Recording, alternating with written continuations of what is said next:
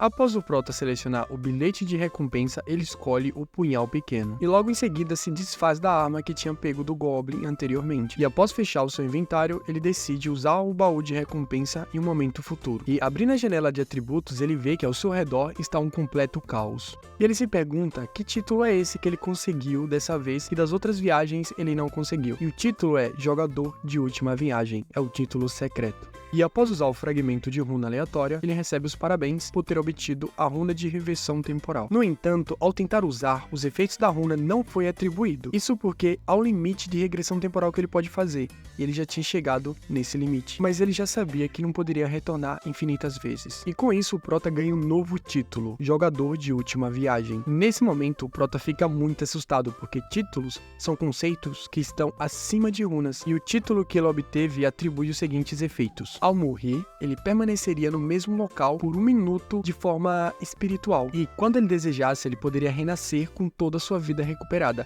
Era uma habilidade de uso único, e o título iria desaparecer logo após a ressurreição. E a condição para desbloquear esse título era obter 100 runas de reversão temporal. E ele fala que os títulos são muito mais poderosos que as runas e também muito mais difícil de se conseguir, e que essa habilidade de ressurreição era uma habilidade exclusiva de sacerdote, e mesmo quando usado por eles, possui um limite de 30% de recuperação de vida depois da ressurreição. E ele fica muito surpreso, porque esse título que ele obteve recuperava sua vida no máximo, e que é sempre interessante possuir uma carta na manga como essa. E logo em seguida, ele priva esse título para que nenhum dos outros jogadores saibam. E se espreguiçando bastante, ele fala que a prova está quase terminando, e se pergunta como Youngmin estaria se saindo dessa vez. E o Youngmin está completamente ensanguentado, e o Prota fica feliz que dessa vez ele também vai sobreviver. E logo em seguida, a Anja fala: quem diria que isso ficaria cada vez mais chato? Vocês, humanos lamentáveis, sendo mortos lentamente para se igualar aos números dos Goblins. Ela pede desculpa, falando que vai imediatamente corrigir esse erro e deixar o jogo um pouco mais divertido. E a Lourinha já fica desesperada, pensando, como assim mais divertido? E nesse momento, todos os corpos mortos, tanto dos humanos quanto dos goblins, estavam desaparecendo. E a Anja, lá do alto, vendo toda a tragédia acontecendo, envia mais uma leva de 50 mil goblins. E fala que agora eles terão o suficiente para se divertirem. Não sei vocês, mas eles não parecem estar se divertindo muito não. E nesse momento acontece mais um embate feroz entre os humanos e os goblins. E os humanos estavam em completa desvantagem. Mas o nosso Prota está tranquilão, esperando a missão terminar. Mas dessa vez falta pouco, mas a metade dos participantes já concluíram o objetivo. E a Anja fica maravilhada com toda aquela violência ocorrendo. Mas o nosso Prota fica só de olho. E a missão terminou. Um pouco mais de 5 mil pessoas passaram dessa etapa. Todos os goblins que estavam no campo de batalha simplesmente sumiram. E os jogadores que ainda não tinham completado a missão ficam se perguntando aonde eles foram parar. E a Anja surge no céu falando que apenas metade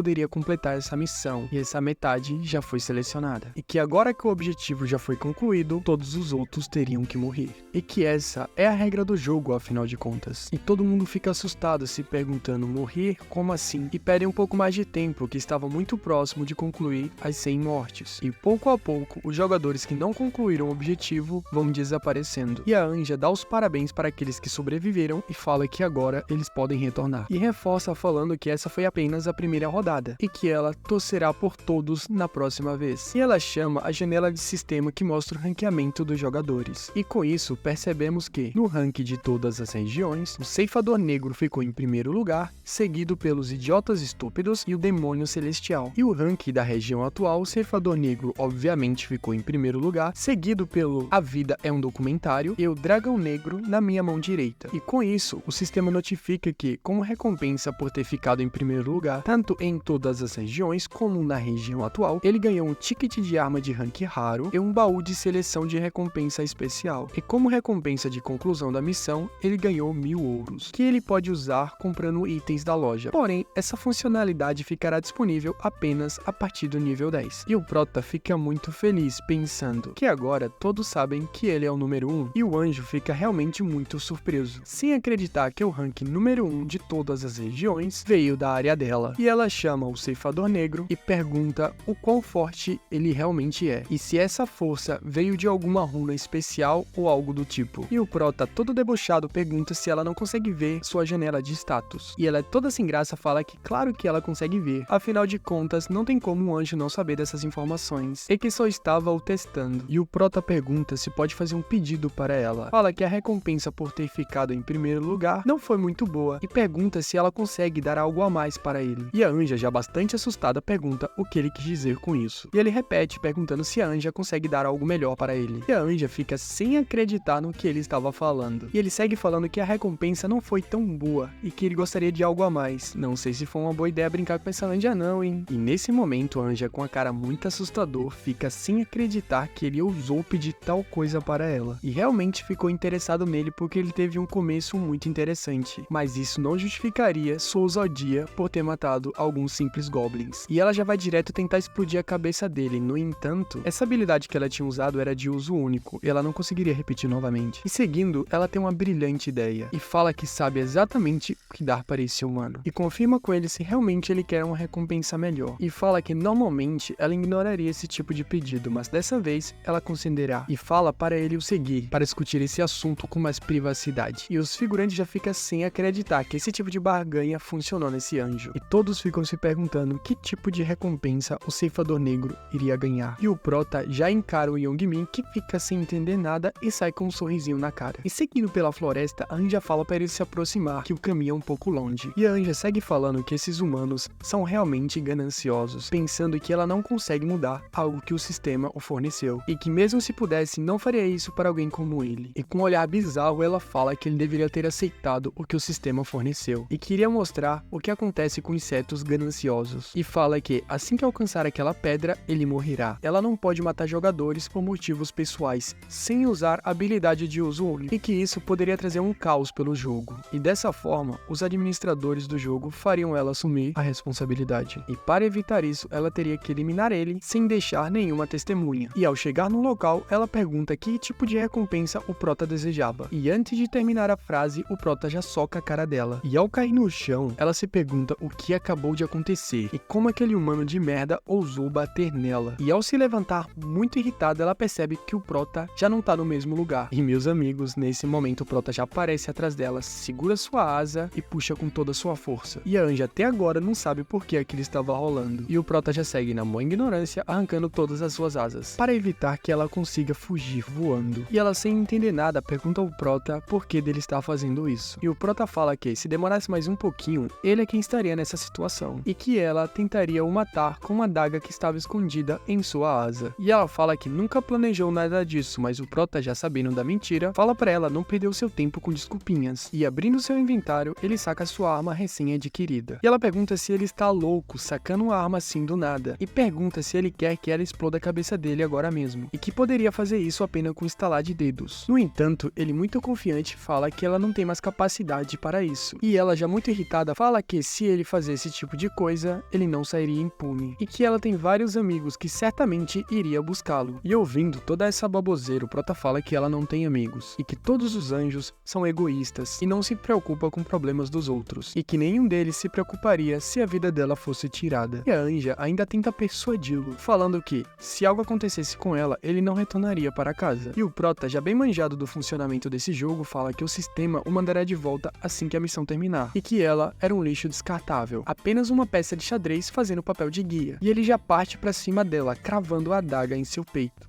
E com isso sobe a notificação do sistema falando que um anjo foi derrotado e que ele foi o primeiro jogador a derrotar um anjo, e por isso foi concedido o título de primeiro matador dos anjos, e que ele recebeu o item único chamado de sangue de anjo, e como recompensa ele ganhou o item único sangue de anjo e a runa da matança. E o efeito do título de matador de anjo é o seguinte: ao enfrentar seres sagrados, seus atributos são dobrados, e a condição de conquista é ser o primeiro a matar um anjo. Já a runa da matança, ela atribui 1% a mais os status do Prota para cada monstro que ele derrota, limitado a 100%. E que cada uma dessas recompensas é comparado ao item único. E o Prota segue falando que o real motivo para ter matado o anjo é para obter o sangue de anjo, que é o item único e pode mudar sua classe para uma classe especial, chamado Ceifador. E o sistema explica que todos os jogadores poderão obter uma classe a partir do nível 10. Há um total de 30 classes diferentes, e trocar de classe é bem simples, você tem que conseguir o item de troca de classe, que é normalmente adquirido de forma natural através da caça ou cumprir condições simples. Mas, como qualquer coisa, existem exceções, que seria a mudança para uma classe única, que é dada a apenas um único jogador que obtém sobre circunstâncias especiais, e que essas classes são únicas e estão em um patamar completamente diferente das classes normais. E nesse momento, o Prota decide usar o baú que ele ganhou de recompensa de todas as regiões. E como recompensa, ele pode selecionar um dos itens a seguir: um buff de 3 vezes a mais de experiência para a próxima rodada, 12.000 de ouro ou informações relacionadas à segunda rodada. E pensando que agora o mais importante é chegar rápido no nível 10 para que possa mudar de classe, o Prota acaba escolhendo a primeira opção e seleciona o buff de XP triplo. Afinal de contas, essa é sua última tentativa e ele tem que ficar mais forte por qualquer meio necessário. E nesse momento o sistema notifica o fim da primeira rodada e que a próxima rodada terá início no dia 1º do próximo mês. E com isso, todos os jogadores voltam para onde tudo começou, que é na comemoração de Ano Novo no centro da cidade.